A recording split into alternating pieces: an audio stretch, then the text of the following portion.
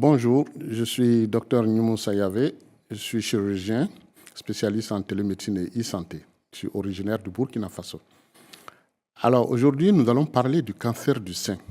Il y a beaucoup de femmes qui se sentent concernées et il fallait qu'on en parle aujourd'hui.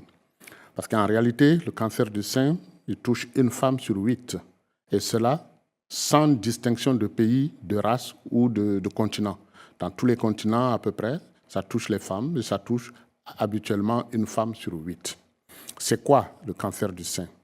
En fait, tous nos organes sont constitués de cellules. Ça, beaucoup de gens le savent.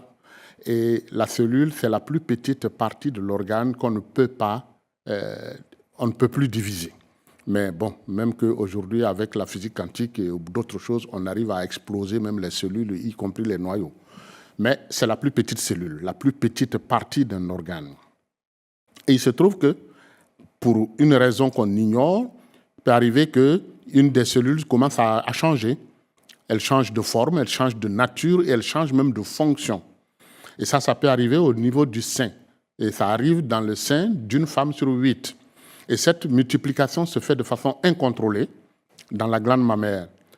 Alors, à ce moment, elle grandit, elle grossit et elle colonise les cellules voisines. Et elle évolue de façon anarchique, occupant l'espace, colonisant l'espace, et elle peut même aller jusqu'à rompre le sein et à aller ailleurs, c'est-à-dire, et là on parlera de métastases parce qu'elles vont dépasser le cadre de la glande mammaire qui est le sein et qu'elle est partie dans le sang en utilisant les voies circulatoires et elle va ailleurs dans le poumon ou dans d'autres endroits et à ce moment on parle de métastase.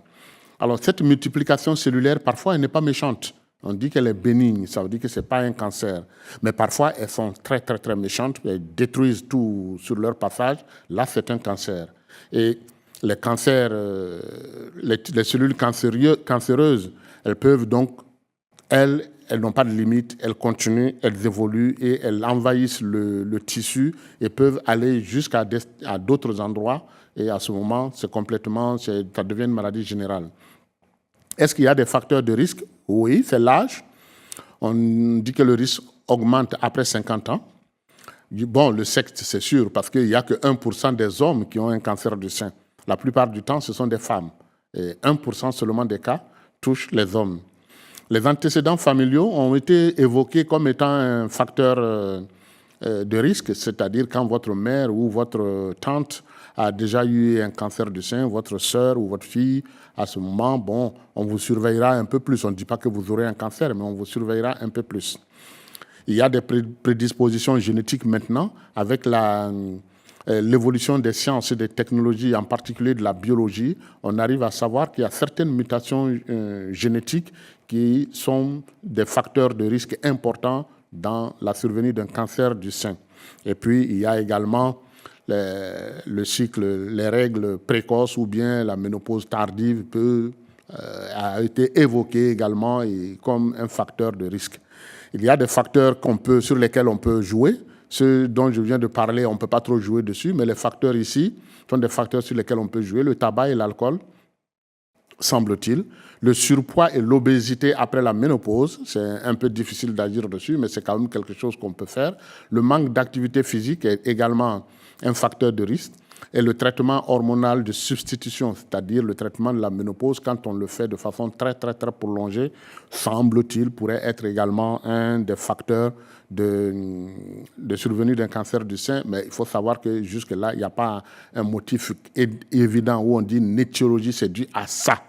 Donc ça, c'est les facteurs qu'on connaît, qui reviennent souvent. Et ceux-là, c'est ceux sur lesquels on peut agir avec un mode de vie qui est assez sain.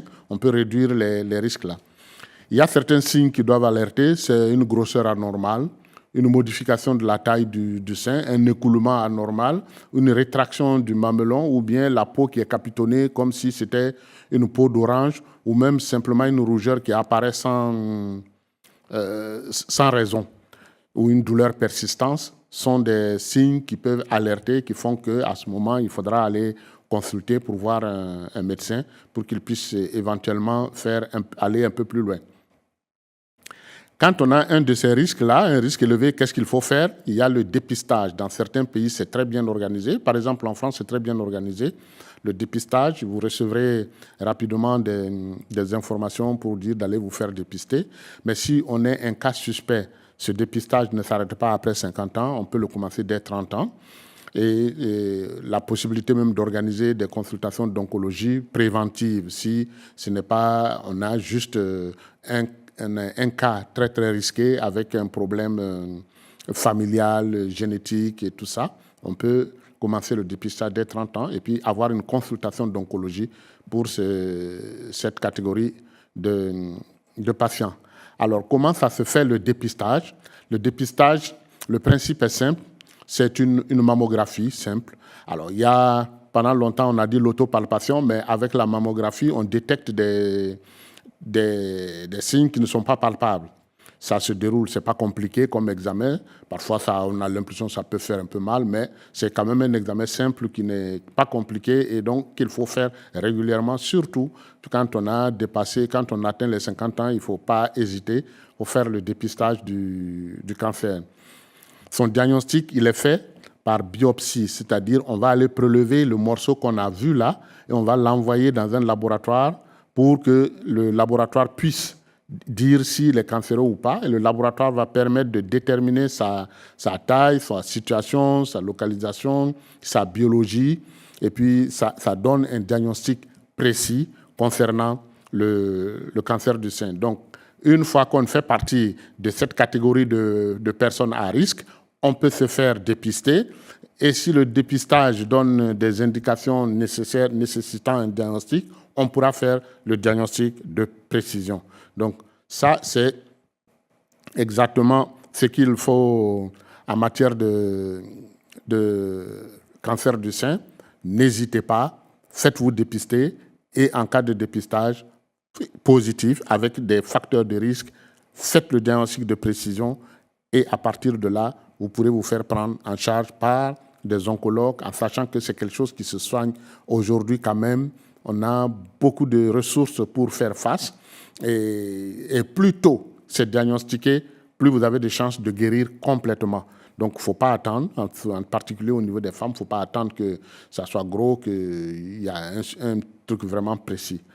Voilà, concernant le cancer du sein, qu'est-ce que c'est, comment on peut le dépister et comment on peut le diagnostiquer avec précision.